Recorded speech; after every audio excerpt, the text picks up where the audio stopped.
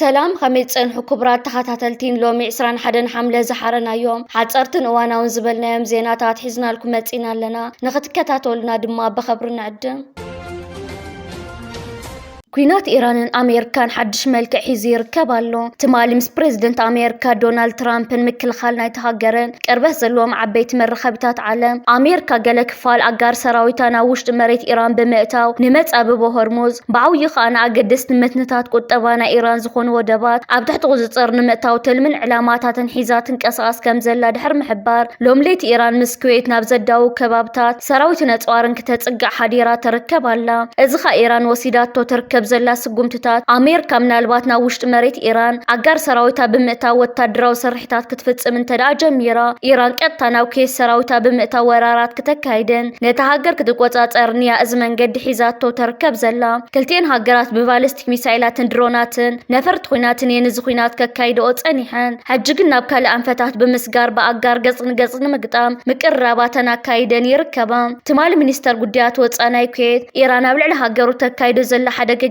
دبدابن متقعتاتن نقطبا نايت هاجر نتحت غرص نايت هاجر عبيت عنواتات يورد سلازلو إيران كاب تكبارات أخد قد محبرسها عالم تقطتات كجبر الله محصنتان صاوعيتاتن غريبون يرون حيالات هاجرات عالم ودو حبرات هاجرات بايتو تصطنايت ودب كلتين هاجرات كاب تزكايد زلو تتصابات تكبارات تقطيبن نابسي زرلاندن قطارن بمملاس ممعات ككايدان زقربلن صاوعيت صمام اذن هيبون او يركبا بريزيدنت امريكا دونالد ترامب تمالم ماسياب لعلي إيران زكايد زلو دبدابات حيولك قص المخان دحر محبارو لوم ليت أمريكا سكبر سختما نايت هاجر زخونة تهران متقعتات بمنفتام عبيت عنواتات وريدات تركب الله كلتين هاجرات نزاتين وزركبا زلو أخوينات عقرقرن بغلي لزعرف زهدنا يمثلن واقاتت ندادن غازن نسمع عريقو حزب عالمنا بتقد مسلسة ورحز نبارك قلولاو تملي سلو أمريكا نمتقاو هرمز ملبملن مقوتصار تكايدو زلا من كسغاس بإيران حيال زخونة تتقابو أتاتن حيال زخونة مكل خالنا قاطيمو والو إذا خمزيلون كلو أبزوا ما كلاي مبرق زركبا سلسته هجرات عوشت حنت دقيق بستفاد أما تماسا لخبيد متقعتي الناوات خمزلوا تحبيرو بمسارة كابتن هجره زوت زلو تبصابات أو كويت يردان وسم بحرينن أبز حج ساعات برتع دمت نتاوي سمع له إذا بهند بستفاد أما وتدرو سرحيت نتو زبان أبزل على ناس بادن سقات دمنا أتي ويركب نايران من قستو مع كان زينا زخونة برس تي بي أبزوت أو هتوس حبريتا أزمت قعتي بحيلتات إيران استفاد أما مخانو أفليتو أتتصبصب كم زحبرو تمتقعتي بفلابتن هاجرات زركبوني أمريكا وتدرو مدبرات علامات قبريو بزعبا زبصح غدات يخون بزح خساره زتوها وقعو مجلص إلن أنت خونا جنت عذبت خمس جلصو أزي سقمت زينة مونغو إيران أمريكان سفينة زلت صبي بزمدنا نابزل على درجة خوينات كسجاجرو خمس خيلي جلص قالو قداي ما كلاي مبرق بغربا زكتاتو الوجنات أزي بتماسا الجزي استفدت متقعتي إيران زلوا وتدرو بقعتن عبت زبخت فترة تخلص الوان نمر أزع علمك خون كم زخيلي قمتو إذا خمزيلون كلو حيلتات حتي مراخب سعود عرب مت أبو باب المندب كحلفة خمزة يخونا أو جمال له أتتنقد ما بزح حلفة سمون سبب سلطان حتى بتهران كان يوم نابسن عبز من الله سلوزنا برجزي معرفة نفرت عبحنا وانا ختما سنع قدم معلابهم بمدب داباس تفتر وتريو سعودنا تخصكوان تنتصقتو حيلتات حتى قلومي بمنقد أفن يوم أبيلو ما بزهبو ومقلتي زخونا مراخب سعودي بمت أو باب المندب كحلفة خمزة يخونا أو جمال له بز مسار الدما نكلو لا مت أو هرمز صعيبو أبكي بحرون حدش زمسل كلو لا وتخصيت له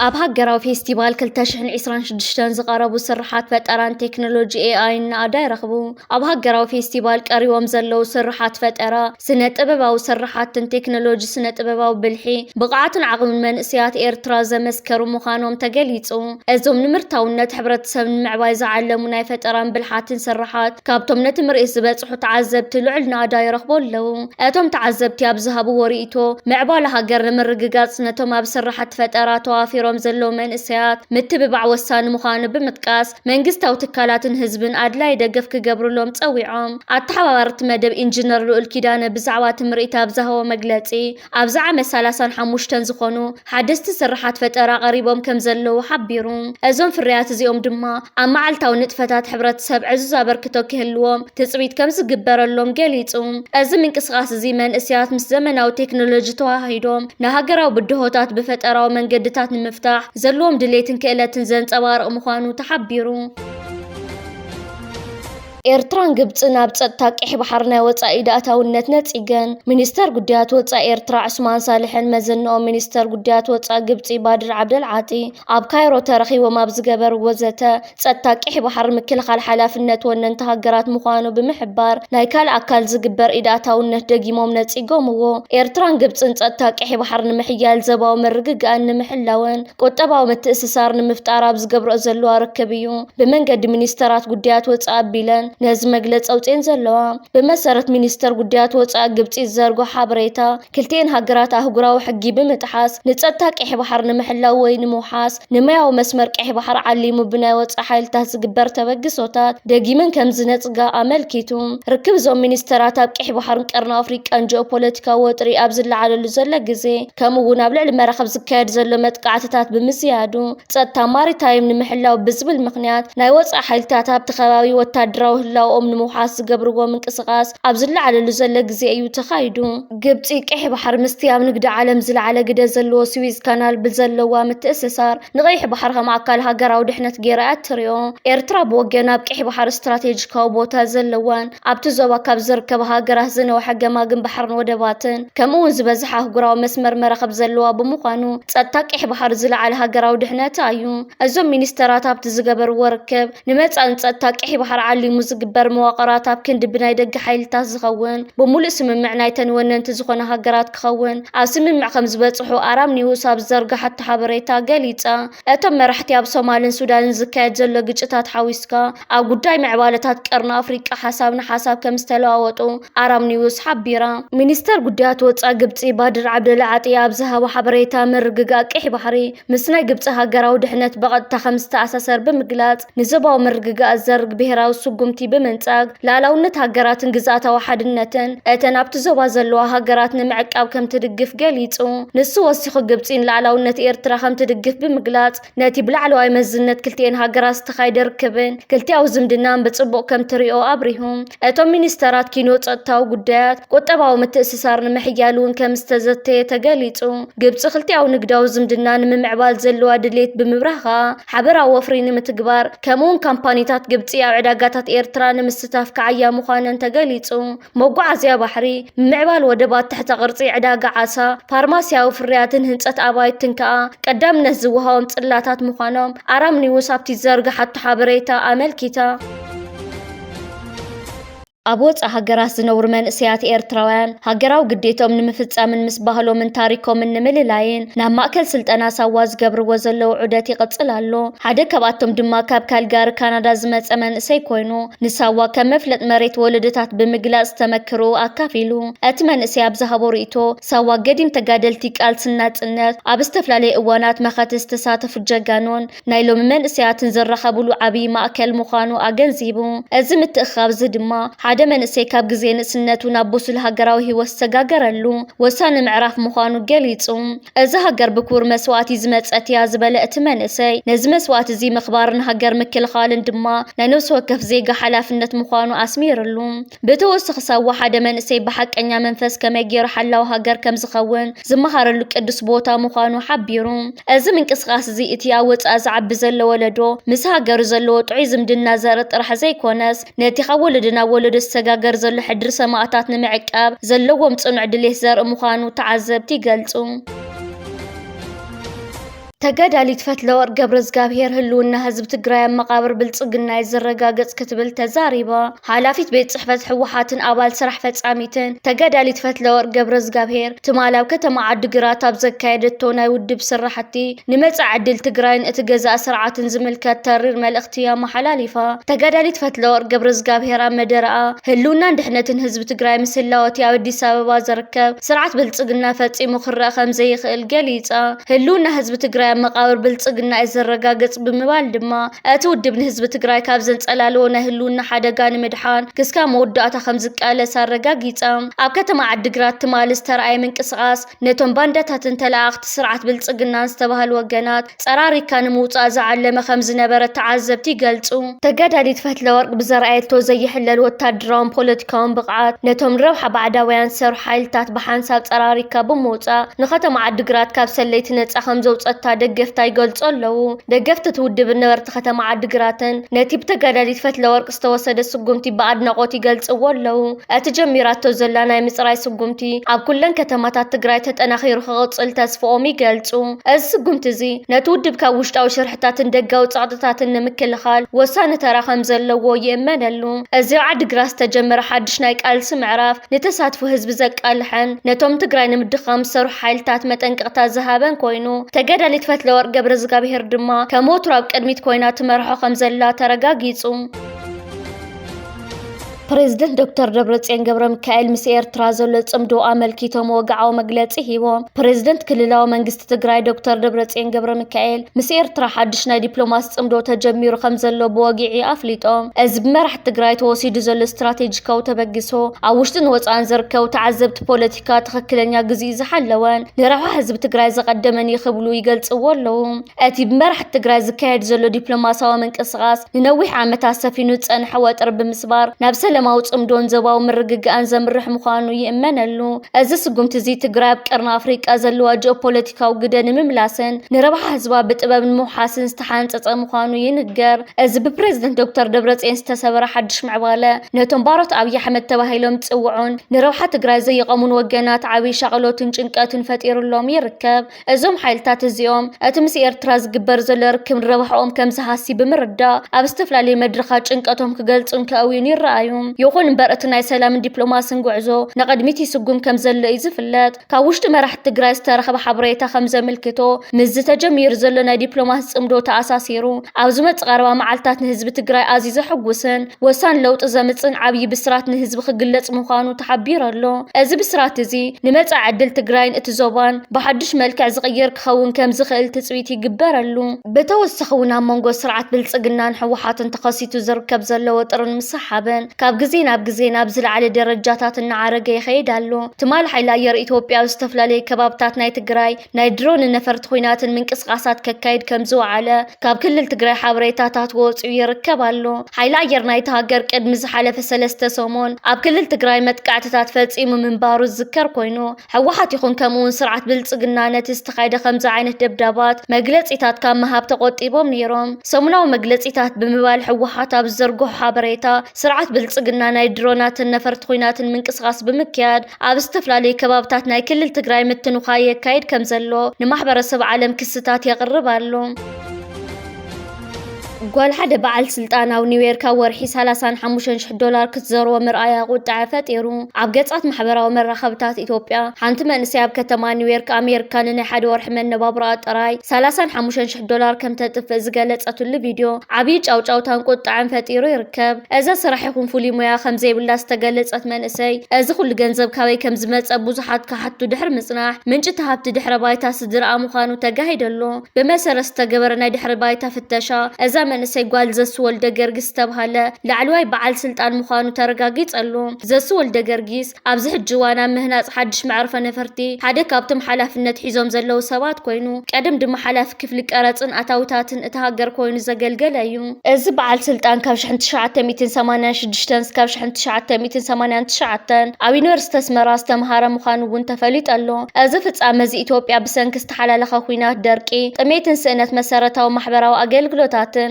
ዜጋታታ ብጅምላ ብዝሃልቁሉ ዘሎ እዋን ምግላጹ ነቲ ኣብቲ ሃገር ሰሪቱ ዘሎ ዓሚቕ ብልሽውና ዘቃልሕ እዩ ተዓዘብቲ ከም ዝገለጽዎ ኢትዮጵያ ስርዓት ዘለዎ ምሕደራ ክትተክል ካብ ዘይምኽኣላ ሓሊፉ ሎሚ ኣብ ጫፍ ዕርበት ኣብ ተርከበሉ ዘላ ህፁፅ እዋን ውሕዳት ደንበኛታት እቲ ስርዓት ጸጋታት ሃገር ብምምንዛዕ ኣብ ወጻኢ ሃገራት ብኸምዚ መልክዕ ክዘርብዎ ምርኣይ ነቲ ዘሎ ናይ ናብራ ጋግን ግህሰት መሰል ዜጋታትን ዘርእዩ ብልሽውና ከም ሕዱር ሕማምን ኣፍሪቃ ብሓፈሻ ንኢትዮጵያ ድማ ብፍላይ ኣጥቂዕዋ ኣብ ዘሎ ግዜ እዛ ጓል በዓል ስልጣን ዘርኣያ ናይ ቅንጦት ህይወት ናይቶም ብጥሜትን ኩናትን ሳቀይ ዘሎ ሚልዮናት ኢትዮጵያውያን መርኣያ ኮይነሎ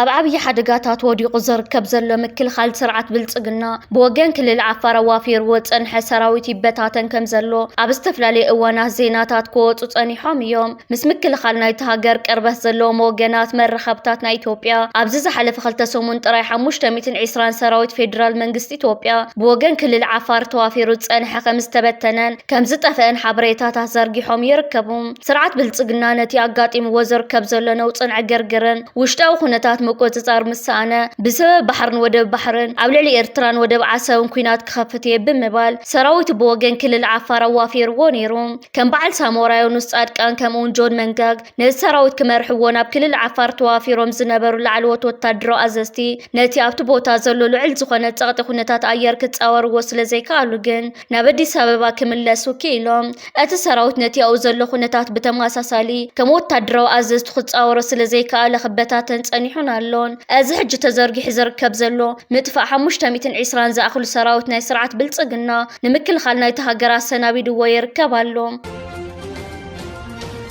إيرترا مهور نديا بأخران دكتور نايزك جبر مدهين عم بلتي سعن كلتن عمت عدميوم كم زعرفوا تجليتو أتم أوجف إنبا كينيا بانديرا هاجرهم إيرترا بمسكالن أبا هاجرهم من كالوت هاجرات زنبرهم أبركتو زفلاتو صون إيرترا وديا بأخرانات مهور دكتور نايزك جبر مدهين عم بلتي سعن كلتن عمت عدميوم كم زعرفوا تجليتو دكتور نايزك قدم خلت عامت عم بلتي سعامتهم نبتحد كابتم زلعل شافات إنبا كينيا زخونة شاف ليلة نادحر مدياب أبو بانديرا إيرترا بمسكال أبزو حلف مودات عامتات عدميهم بسفيح خذكرون سموم كل عالن صنيحيهم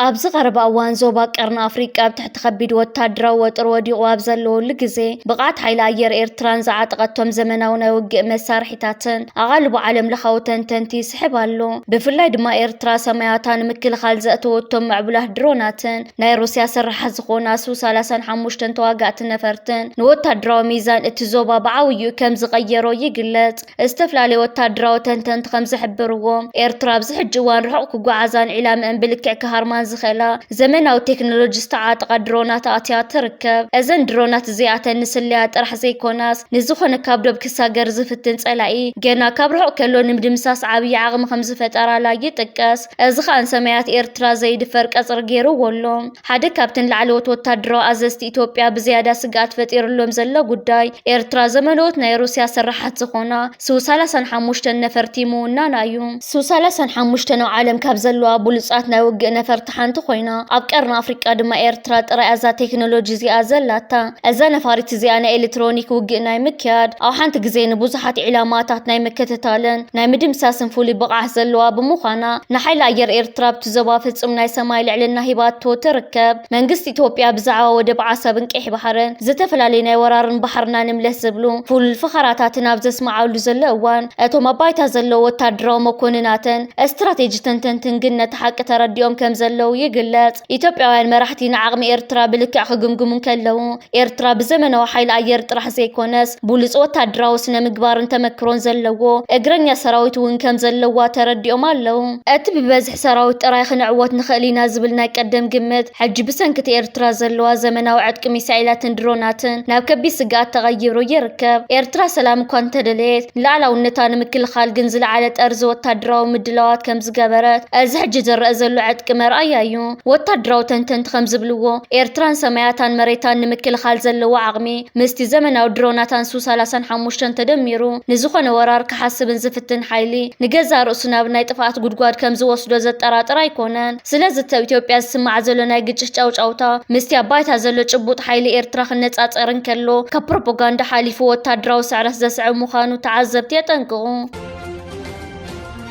ركب إيرتران أمريكان منستر قديات وصا إيرترا أتو عثمان صالح مسفولي لوخ منجست أمريكا بقديات أفريقان ماكلاي مبرقن مسعود بولوساب كايرو ترخيبهم بزعبا من معبال زمدنا إيرتران أمريكان كمون زباو قديات معبالتاتن كمستزتي تقاليتو أزوم لعلوت حالفتي قونن يبتر وعتا حقرات أساتيفو زكايت زل ركب يوم ترخيبهم زتيوم فولي لوخ منجست أمريكا بقديات أفريقان ماكلاي مبرقن مسعود بولوس نزي مس منستر قديات وصا إيرترا عثمان صالح زكايت دركبا ملكيتو أبزرقو حبريتا صبقون فريا من زاتا مس منستر قديات وصا إيرترا أتو عثمان صالح حكايدنا دحر مبال كلتياو زمدنا أمريكان إيرترانا ملا زوبانا زلو استحلالخان مبزحتو يقزي بداهي دايناميكسن بمقنزاب شركنتنا نمحيال أب نقدي زواو غطباو معبالن ساتان بمتحببار نمسفح زخولو عدله داسيسنا للو فوليلو أخ منقستا أمريكا بقديات أفريقان معكلاي مبرقن كالتسيلو حبراو تعرتات كاب زخون أوان لعلي أقدا ساب زخون اللو أوان ዞባዊ ግጭታት ንምፍታሕ ናብ ቀይሕ ባሕሪ